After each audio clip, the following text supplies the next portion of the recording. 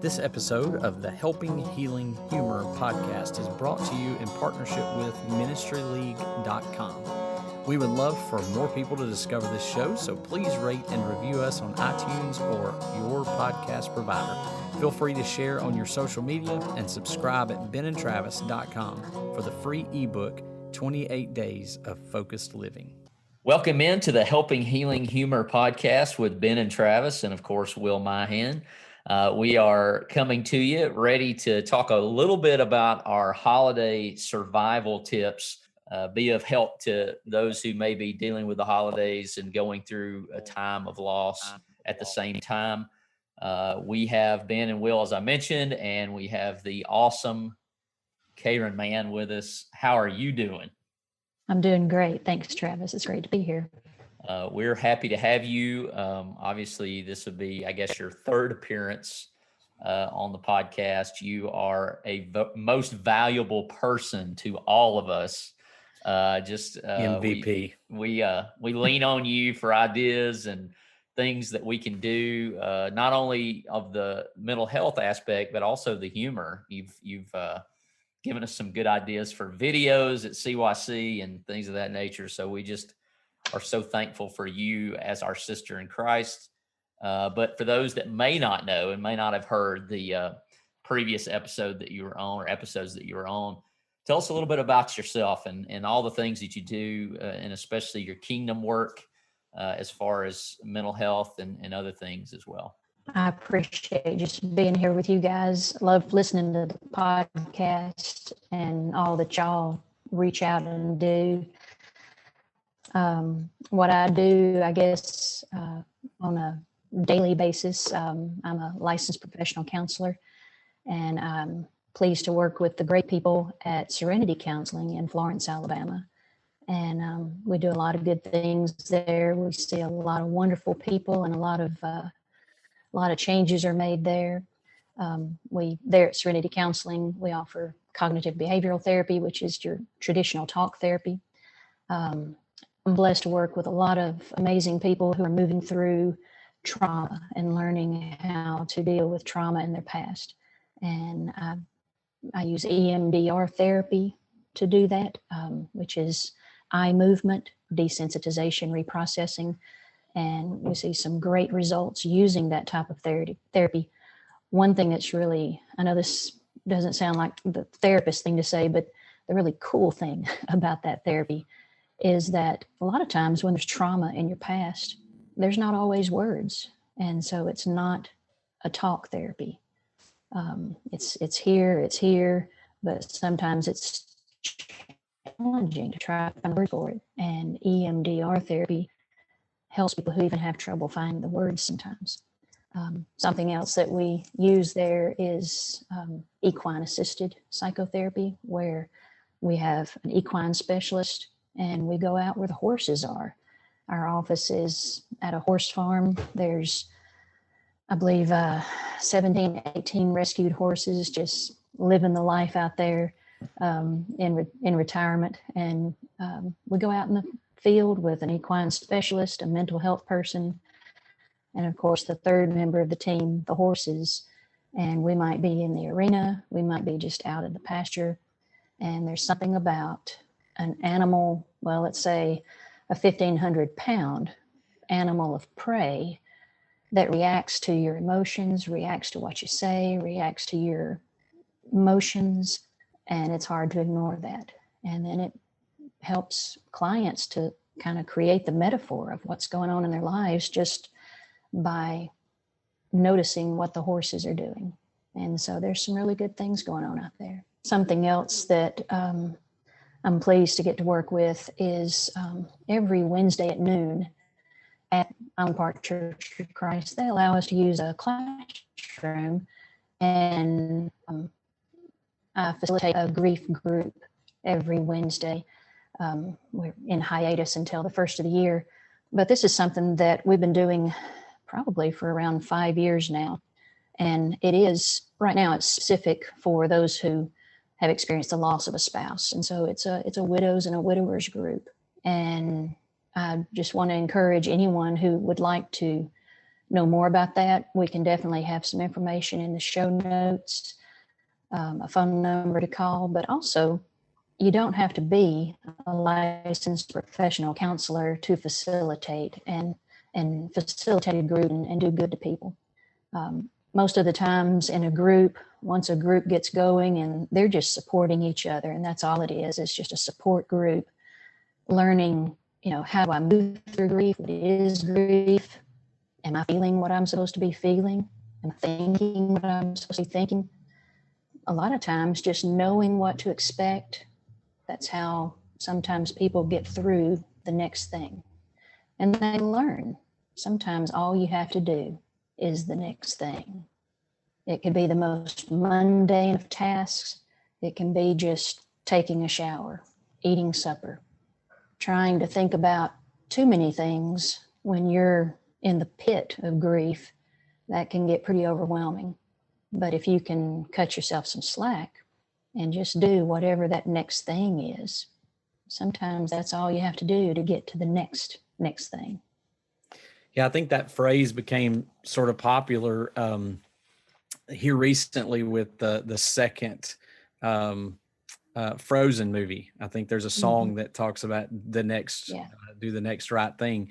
But that's kind of been a popular statement for quite some time with addiction recovery and obviously with grief and other things, is just get to that next thing and do what you can. So those are some good thoughts. And I think what you mentioned about what happens at Highland Park is obviously something that you kind of alluded to. That's something that can take place just about anywhere, any church or any group that would want to, start or be a support group. You don't necessarily have to have a licensed professional counselor to be able to do that. A lot of times it's, as we've talked about, Will and Cayron and I work in a group, kind of doing a team event. And we've talked about when you go through something, it qualifies you to help someone else through it. So the people who are in those classes have all been through grief, and they're sort of helping each other through those times. And so finding a group like that in your area, or starting a group like that in your area, might be something that's very worthwhile for, obviously, for the church, but just for people in general. People helping people is an important part of what we do. There's a lot of people out there that can help you start that group and get you going on that, exactly how it works and what makes for a good group, what makes for a good group facilitator. Well, so like this year, we're going through a lot, obviously. We're facing a lot of different things. Obviously, the biggest of which seems to be this COVID pandemic, which currently has me sidelined at my house. We've had it enter the Hayes household, and 4 out of 7 of us have had it. I'm feeling a little bit better today, but obviously one of the toughest things about COVID has been, one, way back in the spring, we were all under quarantine for a little while. And then obviously our family for the next couple of days, at least next week or so, we're going to be in quarantine. But we at least have a bunch of people who are running around our house, which is enough to drive us crazy. But there's a lot of people who are having to do this and having to quarantine alone. And to me, that seems like, and Cayron, you could speak to this, that seems like it adds a little bit more to those who may be going through already grief during the holiday season. So can you speak to that just a little bit for us? Having to be inside, that is a tough thing. So many people have gone through with COVID such a challenging type of loss. There's been the loss of not being able to see your loved one in the hospital. There's been the loss of not being able to visit your loved one at their house. And, I've had a lot of clients that it definitely has affected them. I know one of the questions that is now an automatic question to ask is, do you think that you've been affected by coronavirus, during this year? Or is that, affecting how you're grieving? Is it affecting how you're trying to cope? And it has really, it's done a number on all of us. And it's especially, affected those who don't have perhaps the support that a lot of us, were able to reach out. And so it has had more people, more of my clients, actually having thoughts of suicide. And so we've talked about that. There's been a lot of opportunity to talk about, coping mechanisms and strengthening those coping mechanisms, trying to stay present, trying to reach out. If you're needing help, if you're able to reach out and help someone else, we know what that does. When I can reach out to someone else, how that positively affects me. More and more people are looking to online counseling. And, that's always more and more now. That's always an option, so that it's not the same thing as being in the office, but it's as close as you can get. If you are secluded or affected by coronavirus, maybe you're trying to be very careful and you don't want to be in an office. We're all being careful these days.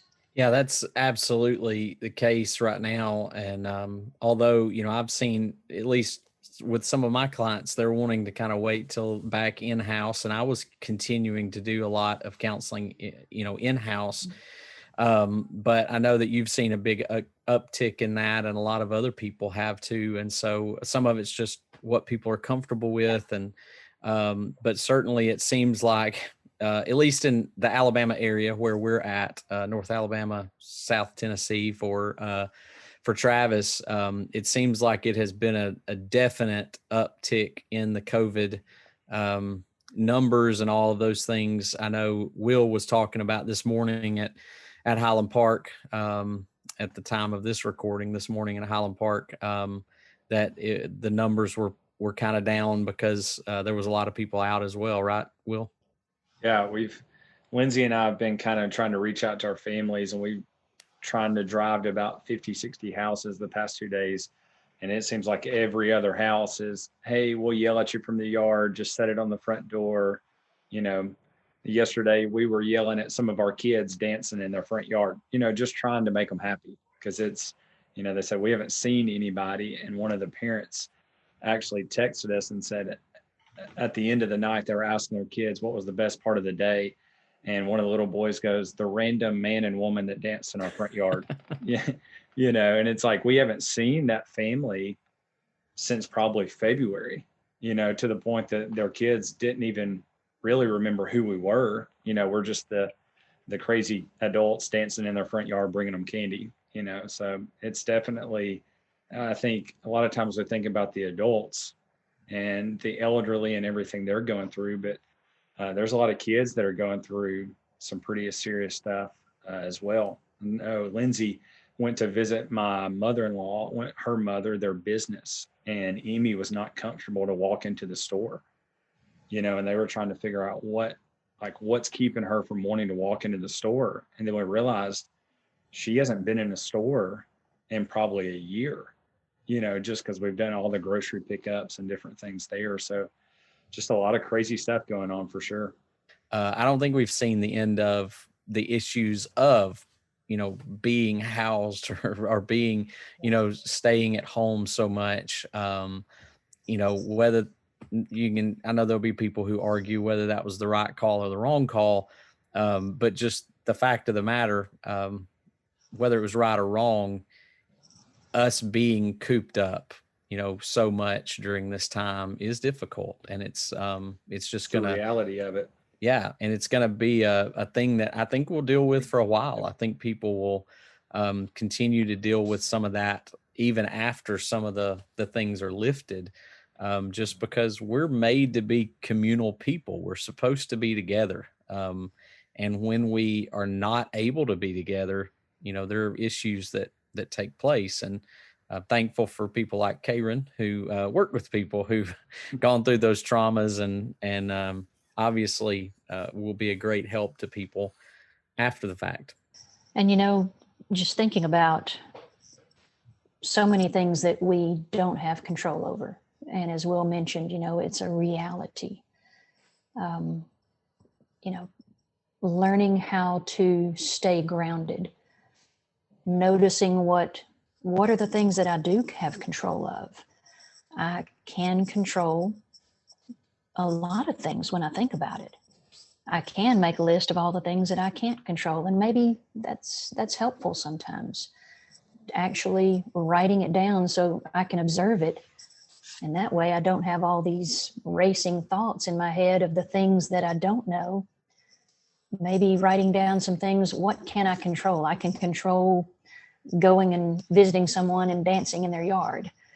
You know, I can control checking in on someone. I can control, maybe eating a little bit better. Maybe I can even note, well, I can't control what someone thinks about me, or I can't control right now, whether or not that person in this store is wearing their mask correctly. I can control that I'm wearing my mask correctly, and maybe even thinking about why I'm doing it, and realizing it might not matter in the long run what other people are doing. I can only control, oh yeah, me. Mm-hmm. And sometimes that's a tough thing, especially now. I'm always like when people say the holidays are difficult, for the Enneagram 7 of the group, who's party animal, next event, let's go, I can't wait. As soon as Christmas is over, it's New Year's, and then it's CYC, right? It's hard for me to grasp not looking forward to the holidays. Is there a point where, hey, you're reaching out too much, just leave me alone, I want to be alone? Or what are some topics to avoid? What should I not bring up? What should I bring up? It's always kind of those things. We talked with Michael Whitworth, one of the previous episodes, where, I'm grasping at straws to try to have something to talk about without really talking about what, the elephant in the room, I guess some universal things that, I'm not avoiding it, but I'm not also lodging my foot in my mouth as I'm so prone to do from time to time. And a big part of it is, listening to others. I realize that I'm talking to a room full of people who also entertain. And that's just a portion, of what makes you, you. I know that you know football. And, you could teach me about football. I don't know if you could, but if anybody could, you could. But that's the thing about it. So often it does feel like there's an elephant in the room that maybe, do I approach that? And maybe it's how you approach it. Do you mind if I ask you to tell me about, your worst days with leukemia? I ask, do you mind if I ask? Well, that opens the door for you to say, not a good day. And then it's back to me to, hey, no worries. I hope you didn't mind if I just checked in with you. It might be a day when you're like, absolutely, I'm here to talk about it. Sometimes it's all in just the way that you approach it. Do you mind if I ask? Do you mind if I give you a call? Yeah, I remember this lesson from way back when I was at Freed Hardeman many, many moons ago, but it just so happened the semester that my girlfriend was killed in a car accident while I was a student there, that I had a class on the topic death and dying. And I remember Mark Crowell was the teacher, and that he talked about with that class that most people don't want you to forget their loved one. They want to know that other people will remember them. And he said, you're afraid to ask about them, or to ask about memories, or to bring up things because you're going to make someone emotional. And he said most of the time their answer would be, I'm emotional already, but I want you to remember, I want to know other people remember them. And so I think, during that, it's important to remember that. And I try to do this. I fail at a lot, but I try to just, tell people or bring up every so often, something to them that I remember about that person. And maybe that's good and maybe that's bad. And, but I have a lady that I may have shared this before that goes to Highland Park with us. And she gave me some of her husband's things when he passed away. And one of those is this really cool little knife. He was a kayaker. And so he keeps, it's Bonnie Bradshaw, and Gary Bradshaw passed away. It's a little knife that fits perfectly on my climbing harness. And so I wear it when I hunt. And I've worn it when I was hiking the Appalachian Trail, and I've worn it, different times, kept it with me, and I always send her a picture of it wherever we're at. And so a couple of weeks ago, I killed a bobcat, and I said we had a new experience together, and I sent her that picture, and we had this good little conversation about it. But she's has always said that it means a lot when, I send those pictures, because it's kind of a little piece that lives on. And I think that that's important for people to know that they're not the only ones thinking about their loved ones during those holidays and just generally, I think, in all times. I think to piggyback off of what, Travis asked, we joked earlier that Travis and I get, a free counseling session since both of you are counselors here.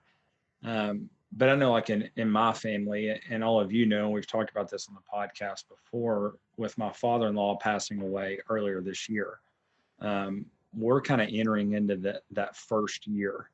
And then you throw loss and grief on a first year in the middle of a pandemic. Maybe the two of you could speak, one, to, families going through that first year, but then also it not being necessarily my father, a father figure, but even those that are maybe a little bit on the outside trying to help the family as well. How we can go about doing a better job. I'm kind of in both scenarios, I guess, dealing with the loss of a first, but also trying to be there for my family and helping as well. And I'm sure there's others that are listening that find themselves in similar boats. I believe just talking with people, I'd like to do something special, name them by name, or, the relationship. I'd like to do something special to remember your dad or your mom or your best friend. And I was thinking about, whether it's making a donation to something that was important to them. Maybe, would you like to set a special place, or could we light a candle, to remember them? And definitely, I want to be sure that we share some stories. Is there a time during our celebration that we can perhaps, and, they can say, no, I don't want to do that. Or they can, wow, I hadn't even thought about that. That's what else could we do? Could we have some items that, were very special to them or help us remember them in a very special way? Because holidays, while they are difficult to move through, sometimes that can be some of the most special moments to remember and share those stories. I think we had a guest on, I think it was Denise Willingham, that talked about how they did that with John. Yeah. And that he loved a certain candle. I don't remember what the scent was, but that every year she gave that Christmas candle cookie, out. I believe.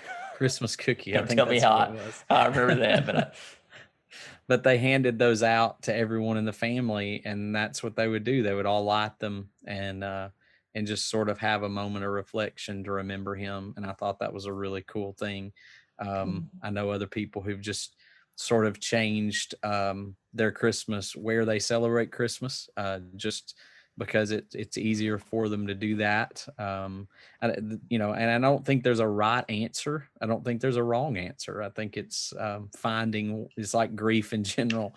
It's finding what works and what helps maybe remember the old times, but also create sort of new norms. I know one of the grief books that I've read and used and other people have used talks a lot about, that's kind of that one of those stages, not that Kubler-Ross mentions, but sort of one of the stages that he mentions is, establishing those new norms of whatever that's going to be. And a lot of times that incorporates the old and the new, to make those special times. Well, we have a lady in our Wednesday grief group, and this will be the second Christmas without her spouse. And something that she always does, and something that I think this is what they've done, not just with holiday get-togethers, but family get-togethers. She made sure she had her husband's favorite candy bar there, and it may sound kind of simple, but that just opened the door for reminiscing, that ball of emotions to just sort of unravel. And it allowed for some sadness. It allowed for some happiness. It allowed for joy. And it allowed for just the conversation.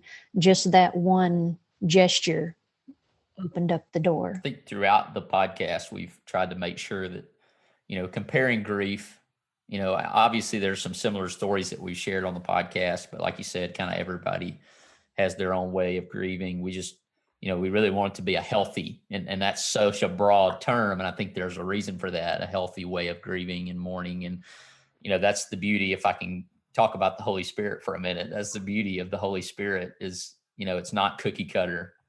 Romans 8, interceding, and it intercedes when we don't have words, it intercedes for us.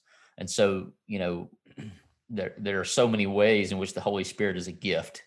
And I think that's one of the gifts, is that it's not cookie cutter. It's not, it's kind of one of the things that obviously doesn't ever contradict the Word of God, but it is what leads us into the freedom of exploring all these different avenues of dealing with grief or dealing with loneliness, and that we're not really ever alone, but do what you got to do to put that one foot in front of the other. And I love that story of the candy bar. It's just so easy with commercials. Every Christmas commercials, this family, and, opening gifts and this big event. And we were talking a little bit before we came on the air about those who are dealing with infertility, and the joy of Christmas is these kids, and their joy and enjoying this moment. I can't imagine what that's like.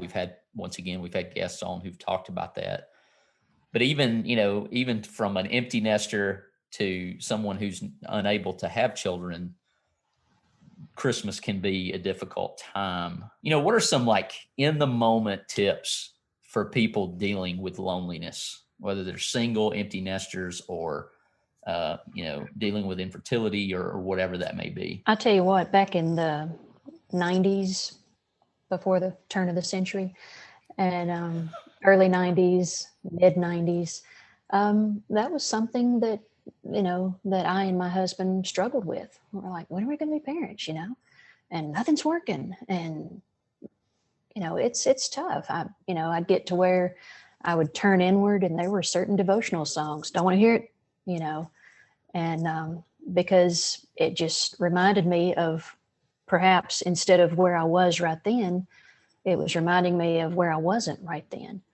And of all things, I learned so much from my students that I was supposed to be teaching. But I remember I would talk sometimes, maybe a little bit too much, about, I just want to start a family. We're ready to start a family. And I had a student, and if she hears this, she may remember that she's the one that blurted it out to me gently. She said, when y'all got married, isn't that when y'all became a family? And I was like, that was a very wise thing that I needed to hear, to remember that we were a family. It's not that, yes, adding children was, and, the hope and the prayer, but we were indeed already a family. And she just gently said, Adam and Eve were a family, before the kiddos came along. Also, it started pointing us at, well, maybe it's not up to us. And that's what we started praying about. It's not up to us. It really is up to God. And, we waited until 2001, and lo and behold, it couldn't have happened until 2001. It couldn't have happened until a few years later, at that point, when I felt like I was at the deepest spot. And my husband, Sam, he's trying to support and trying to do what he can and doesn't have the answers. And it was when we realized it was not up to us. No matter how hard we were, talking and reading and going to doctors and all that, it really was not up to us or them.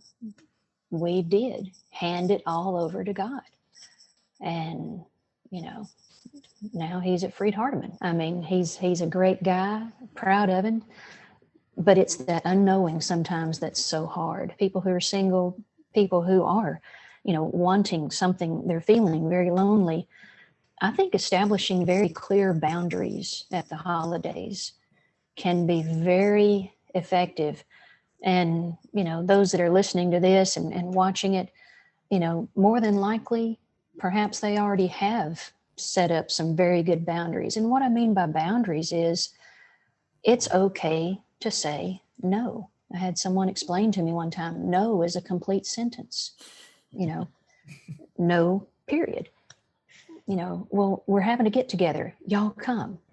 Well, maybe, if you're an empty nester, or maybe you're feeling, very single, maybe it's just going to bring up a lot of memories of, maybe there's going to be too many kids. Maybe there's going to be somebody there that you love them, but you don't want to be reminded. Maybe it's someone who is pregnant. Maybe you love them. You just can't be there right then at that moment.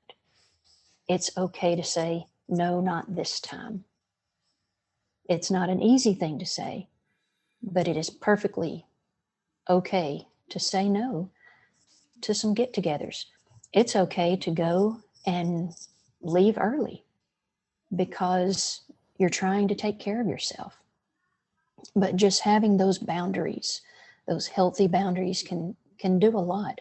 Now, you don't want to get to the point of loneliness because that's not healthy either. But having those healthy boundaries, learning to say no. And like Ben was talking about, having perhaps a different kind of norm, having a different type of observance or celebration. And would you say that on the flip side of that, Cayron, in a different way, it's okay to say yes? Because sometimes I think we're afraid, especially that first holiday. I think people are afraid sometimes to have a good time. They're afraid to, there's some amount of guilt over moving on. I know I experienced that some. I know a lot of people who go through grief do is it okay for me to smile again? Is it okay for me to laugh again? Is it okay for me to, fill in the blank? And I think giving yourself the permission to say yes, in those times. I think you're absolutely right. Cutting yourself some slack. Yeah, I'm still honoring my special person who died by going and having a good time. Yeah, and just that emotions are emotions. It's okay to cry. It's okay to laugh. None of those things are wrong in and of themselves. And recognizing that, experiencing all those emotions during the holidays or during every day during the the year, whatever it may be, but just giving yourself permission to experience all of the feels, whatever they are. Kind of like what you said. I remember when Lindsay's father passed away, even now we kind of smile about it in some scenarios when she'll be feeling some emotions, or I'll be feeling some emotions after being at Decatur, or just something that reminds us of him. And we'll both kind of look at each other and go, yeah, these emotions are validated. They're real. And then we'll kind of smile and go, we've been talking to Ben and Cayron too much. It's just right off the bat, it's just always there. But that's something that's helped us, to be able to look at it and go, everything I'm feeling is real. And I have, it's okay for me to feel, this way. And so I agree with you. That's helped us. And it's even encouraged to, we call it leaning into your emotions. If the sadness is coming, if the tears are on the verge, sometimes we have this instinct to, and I gotta get rid of it. I gotta fight it off. But when we can learn to lean into those emotions and go ahead and feel it, like you said, and validate it and cry, allow yourself to feel that sadness, let those tears come on out. Be a family member that even says, hey, you need to take a moment. I know this is something that can't be fixed, but it can be something that can be felt and experienced and leaned into. And then sometimes when we give ourselves that permission, we're able to return back to the festivities. I like that line. It may not be something that can be fixed, but it can be something that can be felt. And I'm certainly fall into that category of trying to fight it off. Don't let that wave overtake you. And it's like the Holy Spirit's going, oh, but I'm not giving up. You're going to work through these things. And then, of course, I had this idea, hey, Ben, we should start a podcast. So then we started a podcast. So I get to do this every week. So, that's as Will stated, this is definitely something that's helped me a lot in knowing that everyone struggles and everyone has issues and everyone is dealing and going through something. Forcing Travis to fill one podcast at a time. I'm telling you. I wanted to share one thing. Cayron sent this, but since we're on the day after Alabama won the SEC championship, I thought it was something that went along with what Travis was talking about was Mac Jones's daily routine. Is that what I understood? I believe it is, yeah, like a journal. It's like some points that he does in a journal every day. So like he might not be following with the Ben and Travis journals, but he's got his own little thing going on. And he talks about nutrition, include a healthy meal, hydration, be mindful about getting enough water. Like Travis was talking about, mental, challenge yourself to learn something or hone a new skill, physical, move, and kindness, do something for someone. I thought, man, that's a pretty good recipe when Cayron sent that to us, just about surviving the holidays, surviving difficult times, surviving if you're in quarantine or whatever, just do those simple things. That's kind of like, it sounds a lot like doing the next right thing that Cayron brought up at the beginning. Yeah, a daily checklist that he tries to hit all 5 of those things every single day. That's pretty cool. That's really cool. Also, shout out to Paul Spurlin. Yeah. Who I don't know that he wants us to tell this, but we're going to tell it anyway, Paul, who's been doing forgiveness is key, right? That's right. He started with the Batify challenge, the 30-day, has continued it and is dropped 60 pounds, right? Yeah, I think he said 60 pounds since September, if I'm not mistaken. So like even since then and I may be missing that, but I know he has it's been phenomenal, and proud of you, Paul. Thanks for sharing that with us. And it's not a lot.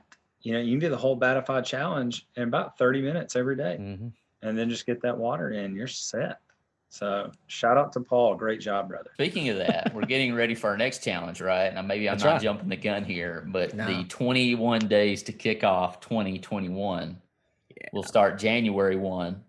And be sure to check out our group, facebook.com/groups/Ben and Travis. You'll get more information about that if you want a little help to kick off 2021, because I certainly need to get back on track. There was one thing that was in our text group that we did not touch on that I was about to skip. So let's go back. And Cayron, you had mentioned the acronym of SNAP. Acronyms are awesome because, you can it's easy to remember. And like I said, SNAP. Here's what each one of those stand for. When you're, trying to come up with, just trying to be intentional about what you need, what your needs are. S, what are my strengths? What are my strengths? N, what do I need?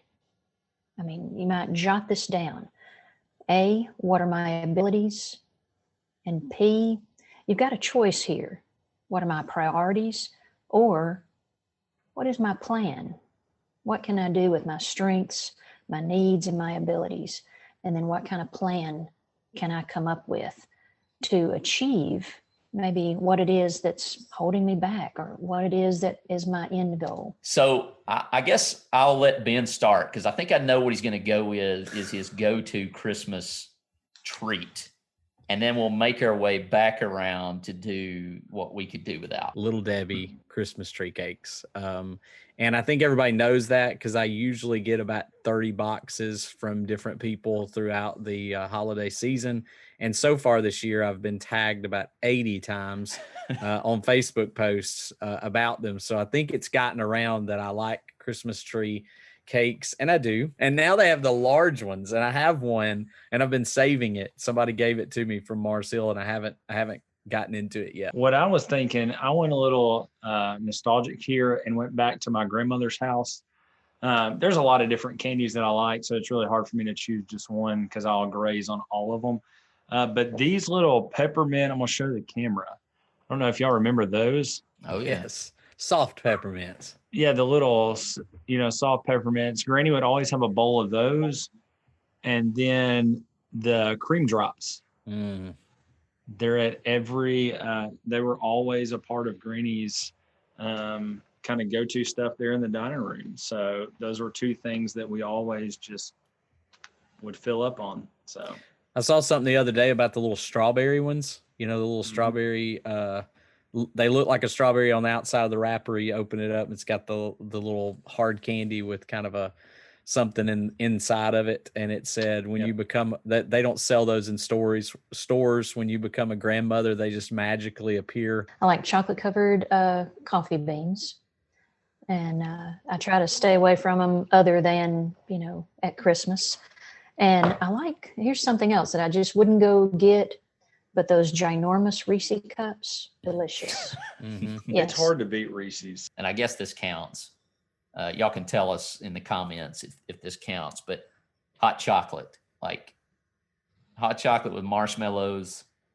If you've got that going and you offer it to me, I will not turn you down. So if you're doing it out of pity, oh, well, we've got this, so I will take the last drop. So just be careful. Well, listen, a runner-up to the Christmas tree that has become a favorite this year is Linda Williams at Mars Hill. A lot of you know Linda Williams, Coach Williams' wife. She has started giving this not pumpkin spice, but like a some sort of spiced tea or something drink, but it's in powder form when she gives it to you, and you just add hot water to it, and it has the Red Hots in it and whatever other mix in it. It's like a cider, like an apple cider, I guess. And it is phenomenal. And she gave a pack of that, and that got me through the first couple of days of COVID. So that is some phenomenal stuff. So You're not saying I don't want to put the banner at the bottom of this thing. You're not saying that cures COVID, right? We want to make sure. No, but I'm not so sure it didn't help. Least favorite Christmas candy. There's some homemade stuff that has orange slices in it that if it isn't done right, just tastes disgusting to me. But I can't pinpoint it. It's just orange slices. They can be the best or they're the absolute worst. There's no middle ground for me. I would say on mine, it is like the chocolate Santa Clauses, or maybe worst is the marshmallow stuffed chocolate Santa Clauses, that come in the all the little baskets or whatever. But those, I'm just not a fan of the chocolate covered marshmallow Santas. Me, I always tend to let y'all down when you're asking me for something negative. You're just too positive. That's the negative about Cayron. Just too positive. That's right. I hate that. But yeah, I mean, anything that's like, I think we all like the homemade stuff, and that's what we kind of go after. But, don't accidentally put coconut in something, that's a deal breaker. I don't really like fruit in candy. The not injected chocolate cherry dunzo. I'll be all negative for you, Cayron. I'll just take it on the chin. Travis, nasty. I bite into one of those things. You get the little, the assorted chocolate deals, and it's literally Forrest Gump. You never know what you're going to get. You bite into one, and it's like, I could have just held my nose and done that, and I'd have got the same pleasure out of what I just took a bite out of. So Travis could gross me out on so many levels when we were a kid. But if I ever needed to gross him out, I'd just take a Cadbury egg and take a bite of it and enjoy it. And he would just almost vomit right there. Zero enjoyment. Well, we are obviously wanting to wish everyone out there a Merry Christmas, a Happy New Year. We pray and we hope that some of the things that we've talked about today will help you if you find yourself in need of help. We will be posting information about Serenity Counseling. There'll be numbers in the show notes that you can call and reach out for help. We have their website and different things of that nature. And so we just pray and hope that you have a great holiday season and pray that in some way, shape, form, or fashion that we've been able to help you. December 7th, 1941 is a day that our grandparents and great-grandparents might recall vividly. Thousands of brave individuals answered the call to enlist and serve their country. Those back home waited and also served by providing essential support. Since then, veterans have served in the Korean War, the Vietnam War, Desert Storm, Operation Enduring Freedom, and the current ongoing global military operations.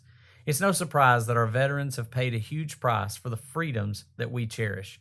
Serenity Counseling is honored to serve those who have served through their Renewed Warriors program. If you are a veteran who struggles with post-traumatic stress, or maybe you love a veteran who is struggling with post-traumatic stress, it can often be hard to talk about. Drug therapy can often feel like a Band-Aid. This program, the Renewed Warriors program, is free. Renewed Spirits is currently recruiting veterans for their equine assisted support group, working with horses outside in the open air.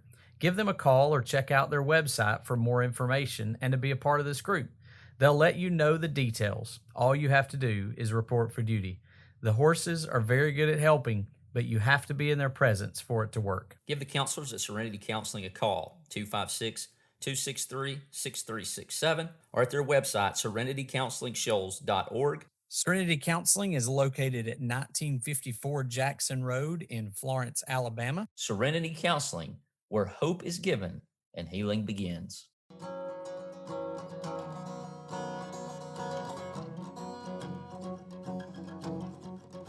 Thanks for being with us for this episode of the Helping Healing Humor podcast. Be sure to download our free ebook, 28 Days of Focused Living, at benandtravis.com and receive all of our Helping Healing and Humor extra content directly in your inbox. We look forward to having you join us at the same Ben and Travis time, same Ben and Travis channel.